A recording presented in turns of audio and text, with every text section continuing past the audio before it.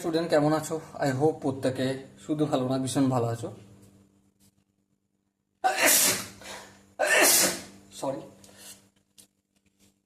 স্ক্রিনের ওপর একটা প্রশ্ন দেখা যাচ্ছে, তাই না? এই প্রশ্নটা আমরা প্রথমে মন দিয়ে পড়বো। কি বলেছে দেখো, এবিসি ত্রিভুজের তিনটি মধ্যমা ছেদবিন্দু জি যদি এবি ইকুয়াল টু 6 সেমি হয় তবে এজি এর দৈর্ঘ্য কত? এবারে ত্রিভুজ এবিসি হচ্ছে সমবাহু। চলো প্রথমে আমরা একটা সমবাহু ত্রিভুজ অঙ্কন করব। Okay, A B C. আচ্ছা, বাহুগুলোর দৈর্ঘ্য কত? 6 সেমি। তাহলে A B equal to B C equal to C A equal to কত হবে? 6 সেন্টিমিটার হবে। হ্যাঁ, এবার সমবাহু ত্রিভুজের মধ্যমা কি?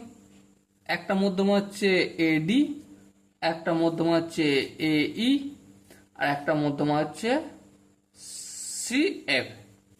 আচ্ছা, মধ্যমা তিনটের ইকুয়াল হবে। হ্যাঁ, তাহলে লিখে দিই এটা, AD equal to BE equal to C F, মধ্যমা তিনটে ইকুয়াল। এবারে এই যে ছেদ বিন্দু এটা জি, এজি সমান কি? এজি সমান জানি আমি এডি ইন্টু 2/3, তাই তো? এই এডি বাহুটার 2/3 অংশ এই অংশটা, আর 1/3 অংশ এইটা, জিডিটা। এডিটা কি? এডি মানে হচ্ছে √3/2 ইন্টু বাহু। বাহু কত? 6, এই 6 লিখলাম, into 2/3।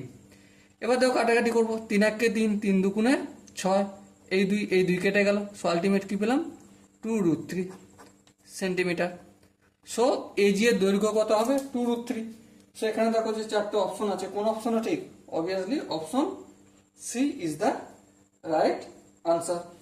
So dear student, I hope প্রত্যেকে বুঝতে পেরেছো। যদি কোনো জায়গায় বুঝতে অসুবিধা থাকে, ডাউট থাকে বা কনফিউশন থাকে, তার জন্য কি করতে হবে? কমেন্টে জানাতে হবে।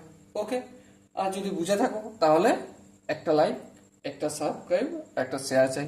ওকে, সো দেখা হচ্ছে পরবর্তী সেশনে। ততক্ষণ পর্যন্ত ভালো থেকো, সুস্থ থেকো এবং জয় হিন্দ।